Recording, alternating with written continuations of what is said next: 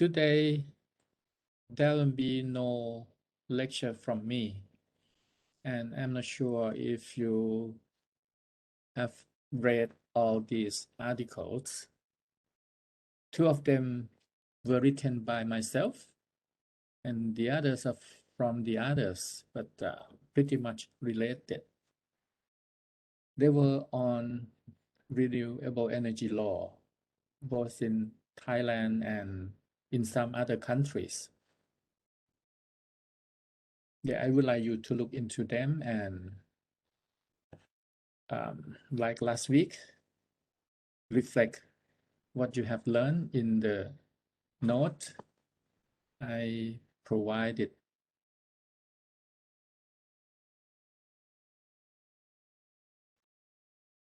Yeah, that's it's all about today's assignment.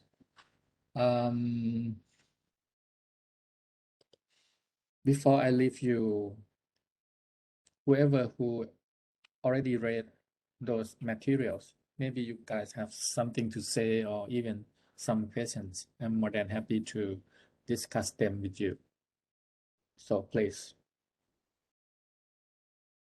So this week is on the renewable energy. Have you got any idea what renewable energy is? As a lawyer, whenever you encounter a term or a word like renewable energy, you must think there must be something else opposite, like non-renewable energy. It always do that, and you can easily get the picture. If you don't know renewable energy, think the opposite, non-renewable energy. Maybe you know about it. If you still don't know, that means you already have no idea about these topics. You have to look into a lot harder. So in every aspect of your life, you can use this trick. Always work. When you come up with something totally new to you, don't be panic. Start from the opposite. Maybe you get some picture a lot quicker than you thought. So, do you know renewable energy? May I guess? Sure, sure. So I think it's energy that opposite from like those fossil fuels or coals, the energy that was harmful to the environment. So like the renewable energy is less, like it's not harmful to the environment, and it is not it would not be exhausted, like not running out of the energy, such as like the wind energy or like solar energy. Okay, how about the others? What do you think about renewable energy? What it is?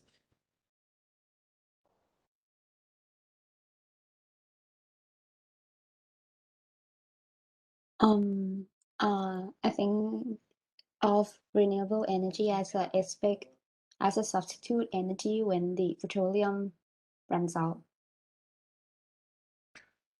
Here's the point. Actually, the proper terms for energy sources are renewable energy and conventional energy, like petroleum, that you know it well. That's a conventional energy sources because we've been using them for a very long time, and actually we are addicted to them. And actually, the term renewable energy reflects the sustainability of the sources. Renewable energy is the energy sources that require shorter time to renew itself than to consume it. On the other hand, non-renewable energy or conventional energy, we need millions, if not billions of years to develop the sources. Like, you know how petroleum sources are created, right? From those, dead dinosaurs or plants back in millions or billions of years. But when we use those energy sources, we just burn it in no time, right? So that's why it's called non-renewable energy sources. For the sources like wind, solar, hydro, geothermal, whatsoever you know, it's like once we use them, we get them back instantly. So it doesn't take a lot of time to reborn or renew. So that's the point. It's not about the harm or whatever. So the terms come from that. That means the conventional energy sources, especially petroleum, is running out, while the renewable energy sources, well, as long as the sun shines, as long as the wind blows, we never run out of energy sources from them. Yeah, that's the difference between the renewable energy sources and conventional energy sources. So I hope you get some idea about the differences between the two sources of energy. Anything else you would like to share or to ask?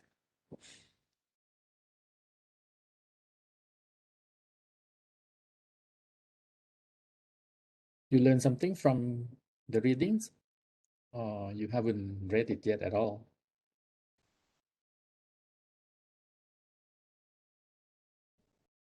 I think my paper's quite famous worldwide because only myself wrote about the issue. I got emails to notifying me all the time that someone was looking at or quoting my articles over the past 20 years. Actually, if you look at my first articles, it's been published for a very long time.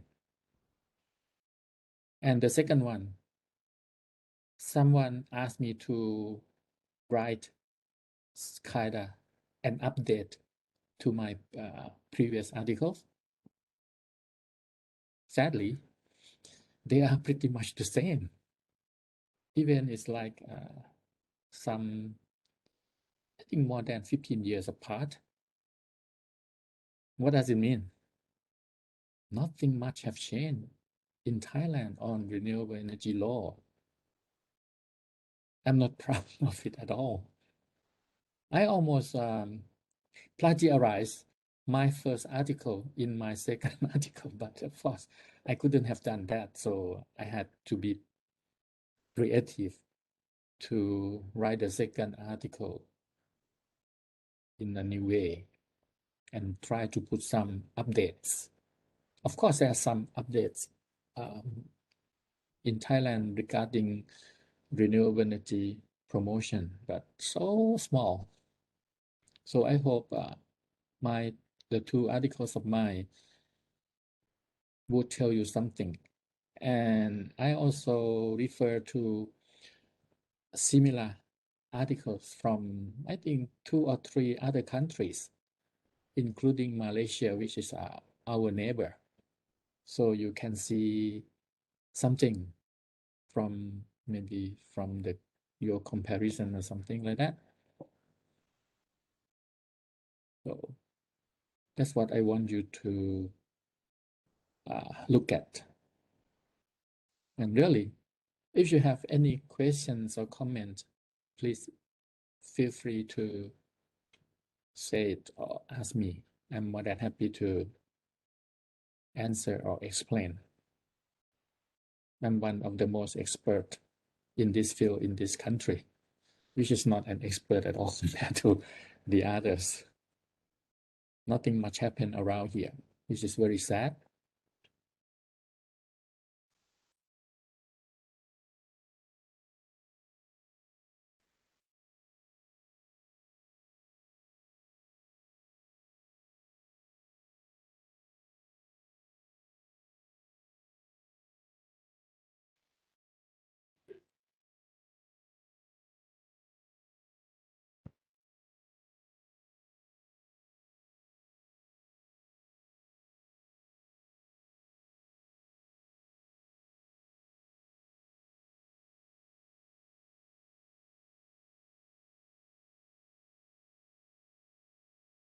Mhm. Yes. อาจารย์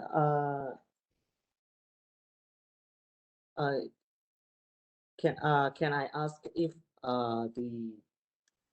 the topic is related to the environmental law, but uh, not the topic in your class, maybe? Try it. Yeah, you know that I'm writing about a thesis, a topic which is the human rights in the mining area. So yeah, about that, I'm not sure that the law of Myanmar is protected protects the human rights. So in that kind of area, so do you have any example in the world that Then look at mining industry.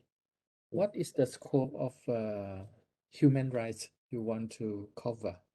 Because human rights is very broad term. What you're looking at, like labor hardship or what? Not label. It's actually like for example, mining, one of the biggest jade mining in Myanmar. Because of those mining, and then it's damaged. Actually, like there is a city beside the mining area, and then some mining, how you call it, is very deep, and then when it's in rainy season, Okay. and then the houses yeah, collapse, and then also some people face life dangerous, like many dangerous, yes, and also when the environment impact to those to the local people, but the government doesn't take any responsibility, and even the company, from my point of view. Of course. So yeah, and so it's more like the people facing the danger, but do not get any benefits from this mining. So it's kind of like this. Actually, probably one of the best tools for Myanmar is the tool called environmental impact assessment. I'm sure you don't have it. Yeah. Yes. And Myanmar doesn't have it. So, do you know what the environmental impact assessment is? Yes. You know, right? Yes. Okay. If before permit that mines, so they have to do environmental impact assessment to study the impact of the upcoming mining. So the decision maker, it means probably the Myanmar government, know beforehand that if this mine is situated near that village or town, what's going to happen? If it's adverse impact, is there any solution or mitigation? If there is, maybe they put some measure as a mitigation to prevent the dangers or harms to those towns or village. But if there's nothing to do to prevent those danger or harm, probably it's not it's best not to permit that mine. That's how it works. You need that kind of tools at least. Of course, there are many other tools, but this is probably the very good beginning for Myanmar. So you know beforehand what's going to happen if you permit this mine to do its business right there. Okay. Right. Yeah. Actually, like in the law of mining, it's called the gemstone law of Myanmar. It's actually written that there should be the environment assessment technique should be using, but it's not identified specifically in law. But it's that section actually mentioned to the Department of the Environment and Mineral Resources should take an action, for the environment assessment, just like that. So I think that there is no standard enacted in law, like course, it's not. whether it's needed EIA or not. It depends on the ministry department. Yeah. It depends on him. Actually, Thailand and many other countries used to be in the same shoes as Myanmar today. Because to do environmental impact assessment is not easy. It requires many experts in many fields of knowledge. It depends. For example, if running that mines would affect tigers, we have to prove if it's true or not. So we need at least some tiger experts. And probably it would affect people in the village. How we know if it's true or not. So we need some sort of experts. And I'm sure Myanmar doesn't have that many people expertise in those. In Thailand, we had laws on environmental impact assessment since in the 70s, I'm not sure, 74 or something like that, or 75. But we couldn't have initiate any environmental impact assessment until the year, let's say 1984 or 1985. So we had to, invest in our human resources management, like recruit people who graded overseas, who can really understand how to do environmental impact assessment. And on top of that, at the time, there were not many people who really knows about the process. So the one who, to submit the report, I mean, environmental impact assessment report, and the one who consider it, they are sometimes the same persons. So there were conflict of interest. How can we trust those process of people? It's like I write a report myself and then I submit to myself. So of course I approve it, no doubt about it. So it took like nearly 20 years for us to develop enough staff and people in the fields. So it's not just you have a law and things work like that. No. It's more complicated than that. Okay.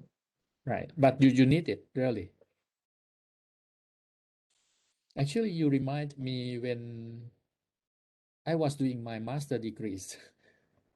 Actually, I wrote exactly the same you are about to do your research. Yeah. I look at the Australian laws and practice, and then I compare to the Thai situation. And that was my master's thesis. But now my thesis already out of date because it's been for many years. But at the time, it was an issue. Mm. By the way, do you have any like information or knowledge on the Malartic Canadian Malartic gold mine in Canada? I think you better search on the internet. Oh, yeah. Oh, Yeah, okay. read better.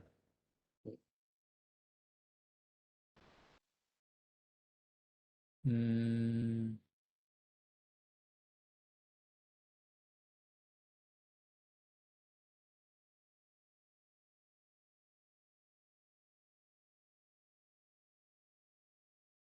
so Nanyan, you can you speak to the class about your question, or you have problem? Oh, you had problem. You better not talk, right? Right. So you were asking that now the gas price is rising. What is the effective of it to the environment and the regulation? Do you think that we can enforce any law to control the rising price of gas? Well, for Thailand, oil prices are heavily regulated. Of course, we allow the market to compete, but we control the top price.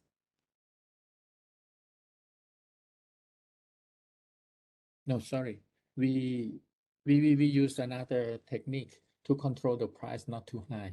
That is, there are at least two government-owned oil companies in Thailand.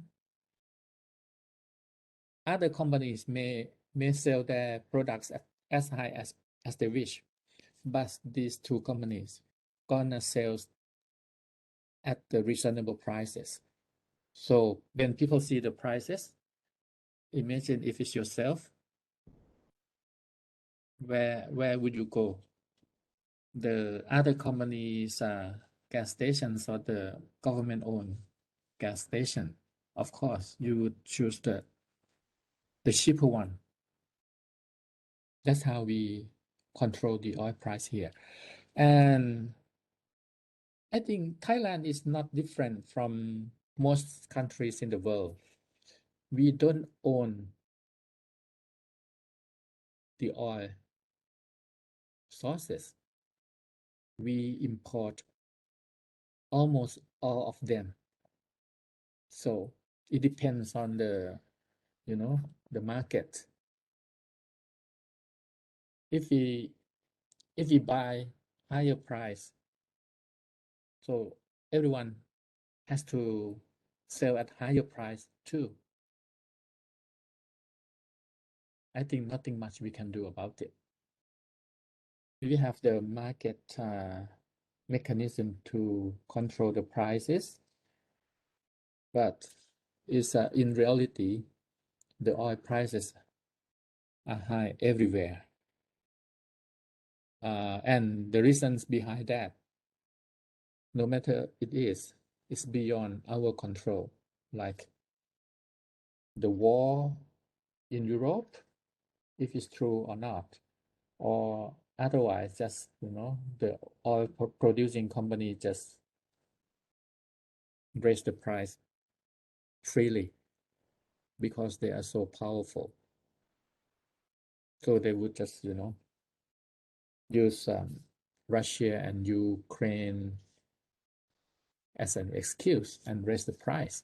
That's all. Would be like that. We really don't know.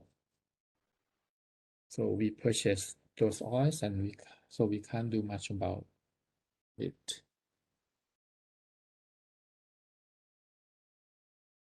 I hope I answer your question. If not, please ask again.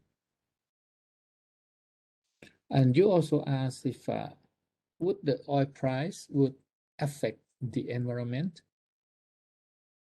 Well, it's hard to say. In the short run, probably it's good thing. I don't know if you drive these days. I drive quite often. For the past few days, I noticed that the roads in Bangkok and the suburbs are pretty much empty.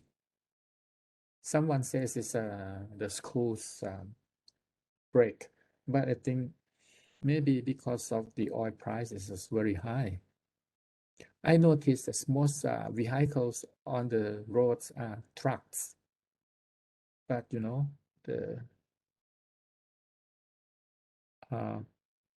people's cars are disappearing. Motorcycles almost disappear. I see very small numbers of motorcycles. Normally, when you got traffic jam, you see a lot of motorcycles, right? But a lot less these days.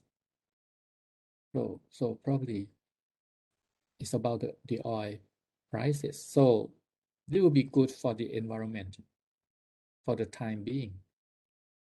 But is it really good when people are really starving? Are they really, is this a very good thing? So go outside your house and look around. Don't study too hard. Any other questions or comments? อาจารย์คะ I would like to ask if comparing to the petroleum gas last week that we learned, I'm curious about how governments handle the renewable energy because we don't own petroleum, the petroleum, so we buy it. But renewable energy, do we have to buy it again or we can like generate it? Well, actually, according to quite a number of studies by many institutes from all over the world, including the UNEP, Thailand is one of the best countries to make use of solar and wind power. Because we are in this region, especially in the northeastern part of Thailand, we got one of the most strongest sunlight available. So that's ideal for solar farming. And also offshore the Gulf of Thailand. They are ideal for both solar farming and wind farming. So our potential is very high. And we have the law, at least, even it's not ideal, but we can do something about this if we really wish to. The only problem is that we don't have the technology. So we have to import the technologies, even all the equipments, tools, materials from overseas. That makes our renewable energy use a lot more expensive than in other countries. For example, in China or India, India now is the king of wind power use. China is the king of solar power use because they have technologies and they have the best technologies available. These technologies actually they were from the European and American countries, but because the climate in this region and in those parts of the world are very much different.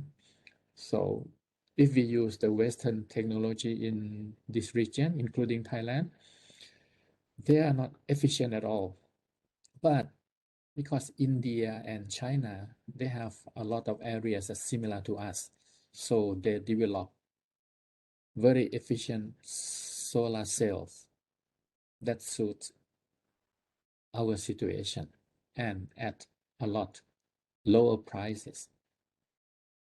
Even though if we can produce them by ourselves would be a lot better. So we don't have to, first we can save up a lot of money. Second, we don't have to rely on them.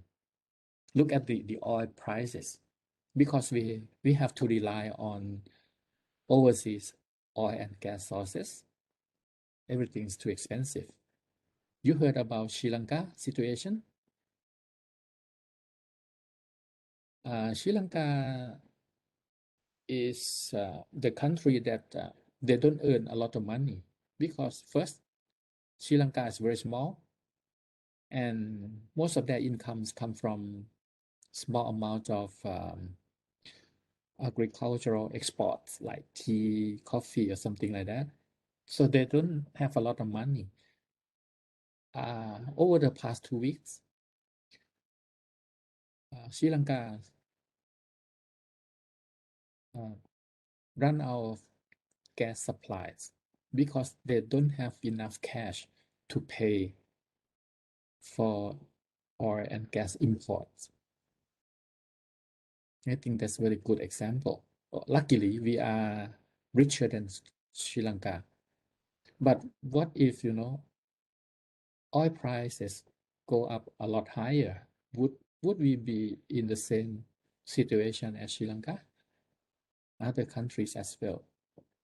This is not a joke. It's a serious problem.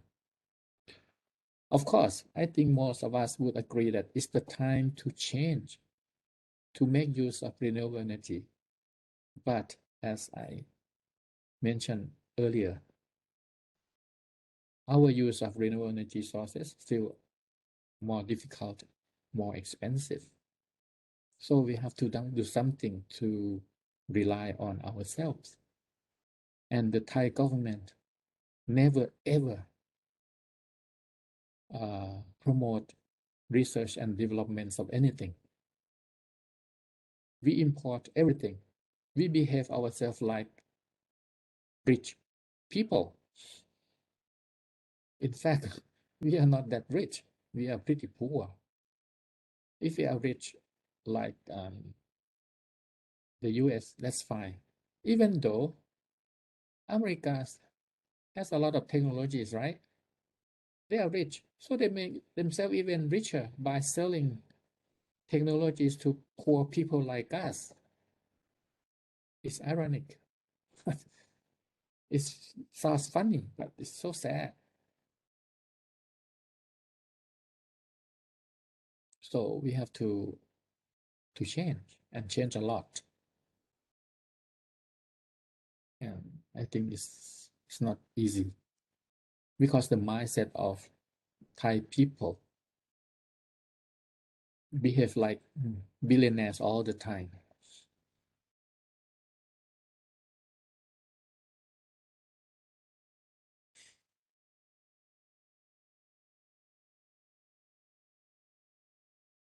Please, if you have more questions or comments.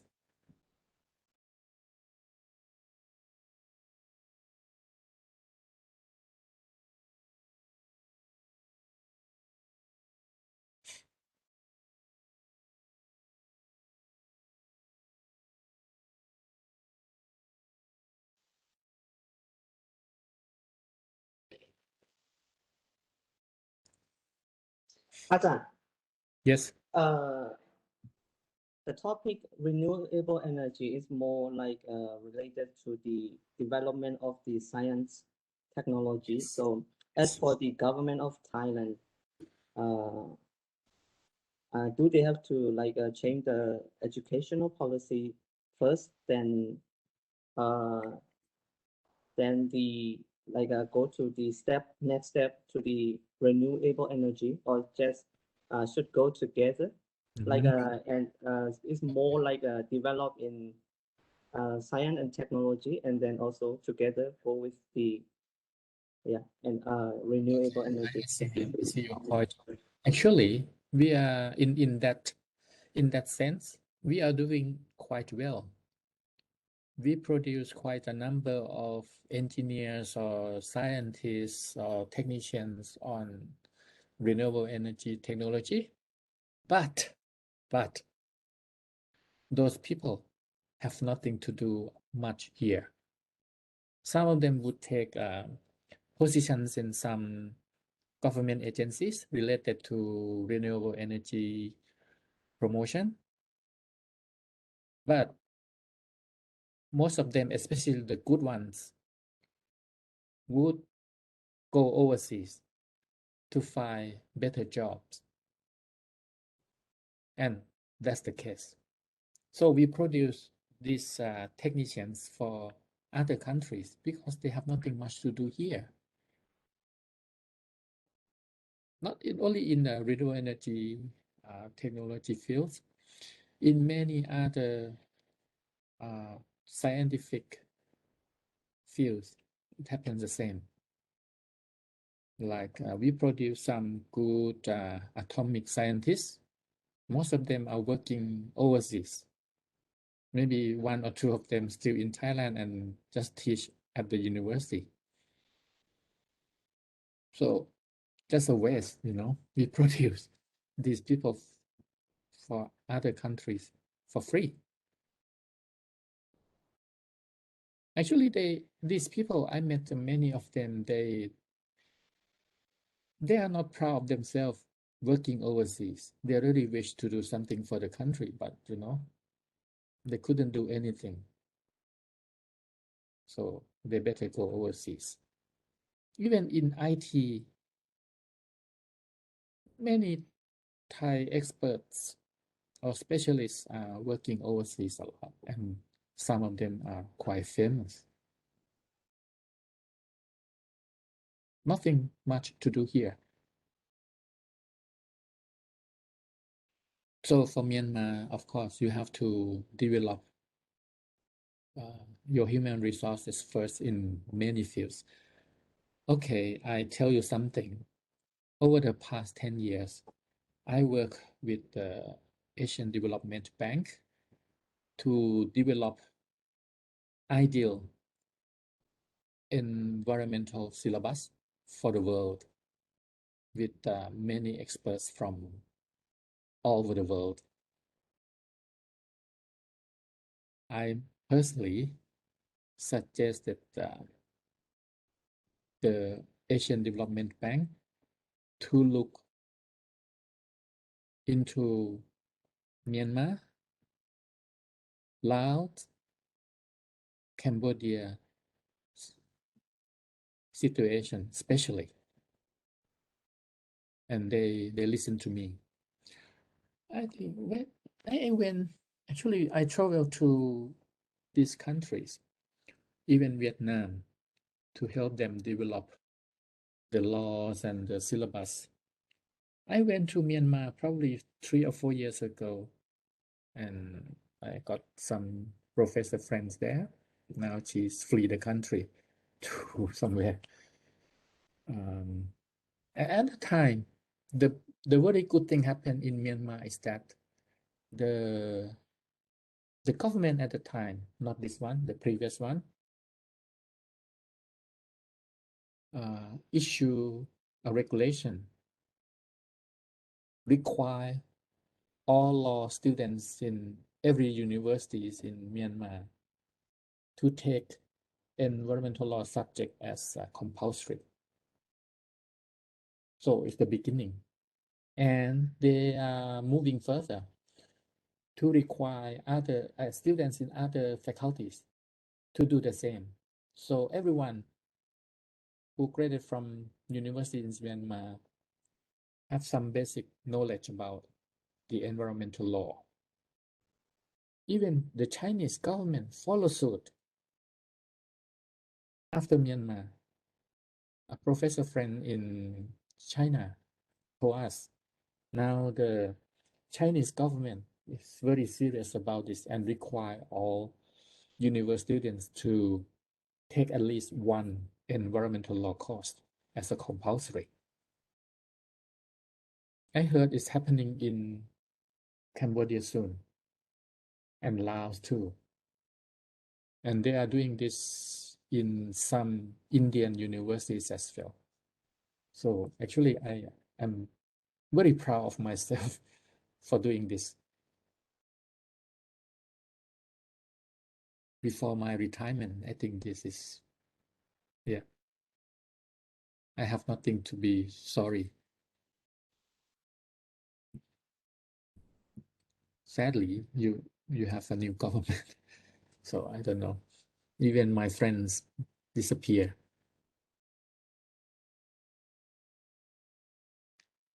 Well, any other question? And นี่ค่ะอาจารย์ yes, just a quick questions. Despite the problems of lacking human resources and technologies, how about like, I see you mentioned about the separations of authorities, so I would like to elaborate these terms. the what? The You mentioned about the responsibilities of the bureau or something like that. Yeah. So I kind of curious, like how, like when you divided the responsibilities, how could it more effective to the law regarding the renewable energies? well, I would say this. One of the most important thing in any development in any country is political will. I would say no Thai cabinet, at least in my entire life, ever had any mindset or political will to do anything about the environment properly. Actually, we promulgated many good environmental laws, but they are just in the paper, and the motivation behind that, not from their willingness, but we got pressures from overseas. For example, we improve our wildlife protection act because all the European countries ban our goods if we don't amend the act to be in line with CITES. Or very recently, if you heard about the fishery law, we just had the new fishery law, right?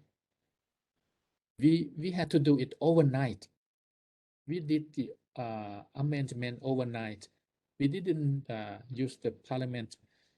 We used the emergency decree to amend our fishery law overnight to be in line with international agreements. Otherwise, all our seafood will be banned.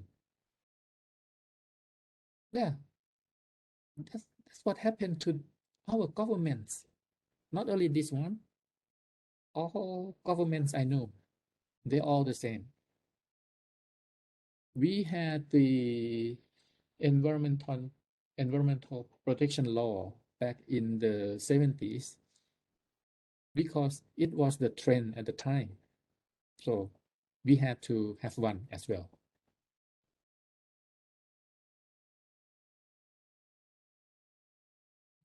It's difficult in this country. And I think the worst of the worst is the mindset of our people. Most of our people don't believe in the impacts of the environmental harms at all. It's okay. So we don't believe in the climate change too. It's just a catchword to talk about. That's all. They don't want to do. I think last week the cabinet issued a solution to ban plastic bags entirely by the end of this year. You know what happened after that? Did you guys go to 7-Eleven or supermarket lately? Like few days back. I noticed one thing. I'm the person, actually I've done this since I spent my life overseas, long time ago. If I buy things like a few pieces, I wouldn't take any bag at all. It's my personal practice. So I went to like supermarket and probably buy like 4 or 5 pieces of things on 7-Eleven. They try to give me plastic bags. I think they have a lot in the stock, so they want to get rid of them. So they became so kind to all the customers. And I look at only myself refuse to accept the bags. Other people may have too. They said yes. So this is the problem with the mindset of our people. They don't really understand what they are doing. Okay, we ban plastic bag. Okay, and what actually what it is? What does it mean by banning plastic bags? They really don't know. If someone gives you offer of plastic bags, you must refuse no matter what. Like if you go to shop one time, make sure you don't buy too many pieces of things so you can carry by yourself, or you can put in your handbag or whatever. Don't bother to accept any plastic bags at all. If you know today you're going to buy a lot, so bring your own bag. Like that. It's very easy to do, but a lot of people don't. I'm not sure if they are too dumb or they don't care, but what I see is so irritating, really.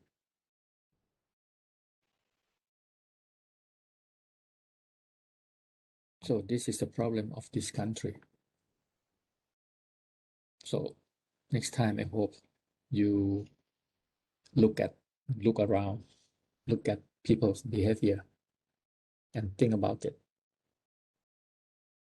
And you will notice probably we can't do anything about it at all. But I personally, I don't care. I do it myself. Even I'm the only person in the world to do it, I will do it. And I really do it. I don't care. Because it's nothing wrong to do the right thing. Some people, I don't understand. They feel shy that if they don't accept plastic bag, maybe they feel so rude to those kind sellers or cashiers. What the hell is that? I don't understand. Sometimes I have to teach them. Actually, I risk my life to teach these people. They would have punched my face like those football player right yesterday. Who knows?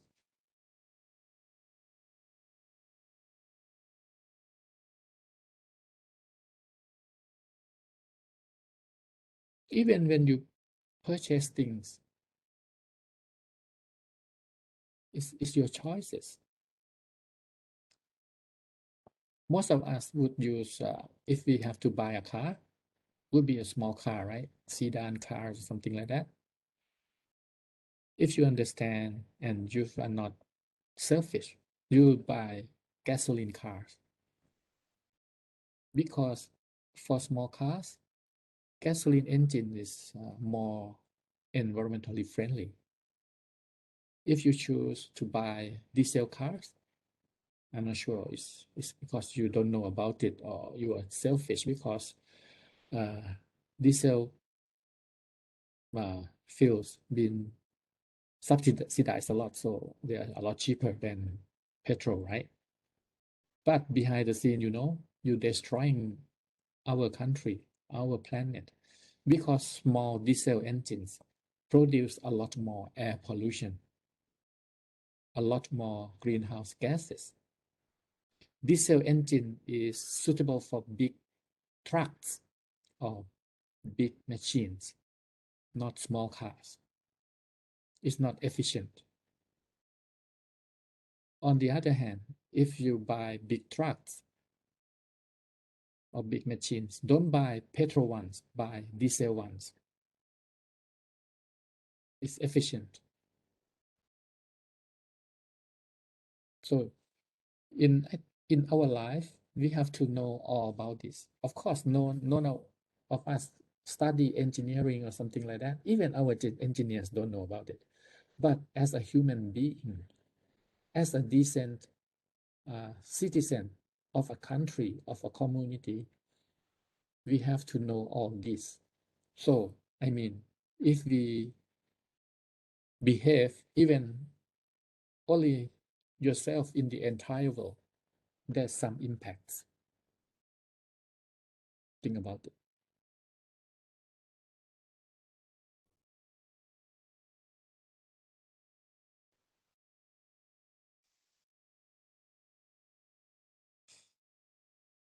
Anything else? Sorry, Hazan, I have a little bit questions. So I see you mentioned the intensive, no, incentive. Like, so I want to know, like, what could the incentive can the law provided to the industries in the in the renewable energies, because we stuck with technicals problem and human resources, like and money as well. So like how can we provide a sufficient incentive to attract it, Wow. something like that? Actually, this is a big question and it requires like maybe years to answer, but I can make it short. Incentives. Everyone loves incentives, right? If you want people to use more renewable energy sources, we make it cheaper than petrol. Now is the good time. Naturally, oil prices are very high already. And because we got better technology in exploiting renewable energy sources, and it's getting better and better, which means it's getting cheaper and cheaper. Nowadays, compare unit to unit of energy, renewable energy sources can compete oil easily. Before this, let's say 10 years ago, people would make excuse, oh, it's too expensive to use renewable energy sources. It's no longer the case. And in some countries that they promote the use of renewable energy very well, like Canada and some European countries, using renewable energy sources is a lot cheaper than petrol already. So there are less and less excuse to use petroleum. But country like the US, most part of it, or like Thailand, we don't do anything much about it. So people still have excuse not to use renewable energy. You asked for some examples, right? It's easy, but it's not the thing that most scholars like it. You know, if you study or look into more details of the history of oil and gas use, the prices we complain that already very high, actually, that's not the actual price. The actual price are a lot higher than this. But we use oil and gas as lower price than the actual price because the world is addicted to oil and gas since the day one we know how to exploit it. Back in the days of industrial revolution, that's 200 years ago, right? As you learned from last week, oil is convenient to use, safer to use, right? You guys wrote that in your paper. And people want more of oil and gases. So the government, of course, governments, they love to be popular among their people, right? So they do everything to make the oil prices low as possible. Behind the scene, there are a lot of incentives in the oil prices. and it's very complicated subsidies. Actually, no one really know what kind of subsidies or incentives in there. Too complicated, and it took like 2 centuries to develop. So what the scholars suggest is that for renewable energy, we better not put any incentives or subsidies in it at all. What we should do is to level the playing field. Have you ever heard this term? Leveling the playing field. When people play football, for example, the playing field should be level, right?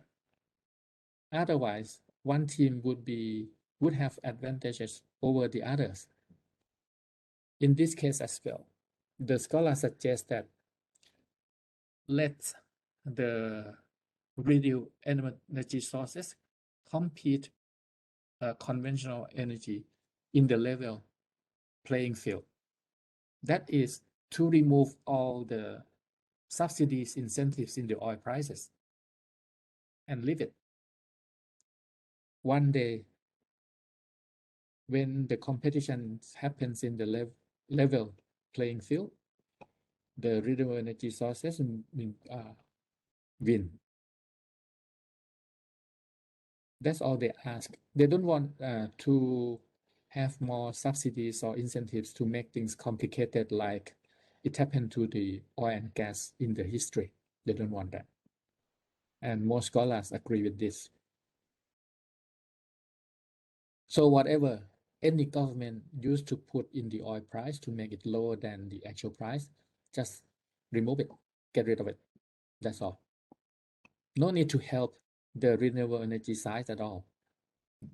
They are sure that after some time, the better technology, the more popularity make more and more people use renewable energy sources, and even the car companies would produce more and more of renewable energy car rather than petrol cars. It's already happening, right? Many car companies announced they will stop producing conventional cars by the year 2030, 25, 2050 or whatever. It's happening already. Yeah, that's how the scholars all over the world suggest.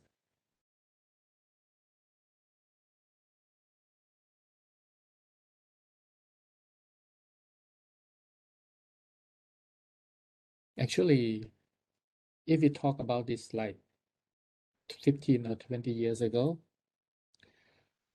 the oil producing countries are not very happy to hear this because they're gonna lose a lot of incomes, right?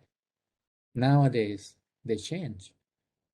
I'm sure I talked about this during last week class. Oil in many countries are running out. If they're really running out, they would have no income. And especially OPEC countries in the Middle East, if they don't have enough income, they would return to be Bedouin life they were 200 years ago, because they have no other resources at all, only sands in the desert. Nowadays, many of them are jumping in the electric car industry. Some even develop renewable energy technologies. So these people gonna own the technologies and products that use no oil and gas, because they are big companies. They have a lot of money to invest. They are among the biggest investors to do this. Even PTT, our oil, national oil company, the upcoming motor show, you will see the first generation of PTT's electric cars. and I heard it's not expensive too. So the target is the general market, not premium market. I think the motor show is coming up pretty soon. We will see.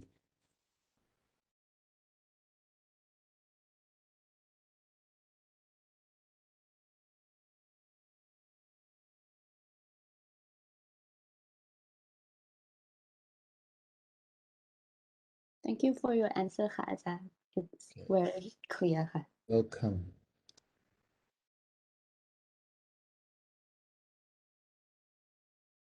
Any question?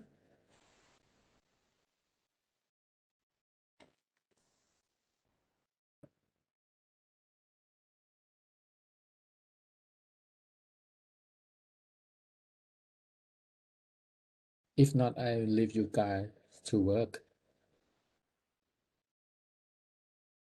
So next week gonna be my last class, right? So see you next Tuesday then. Hope you enjoy the assignment. Read the papers, and I will be very happy if you even research further. Okay. See you next week. Bye. Thank you ที่ ค่ะ ค่ะ อาจารย์ อาจารย์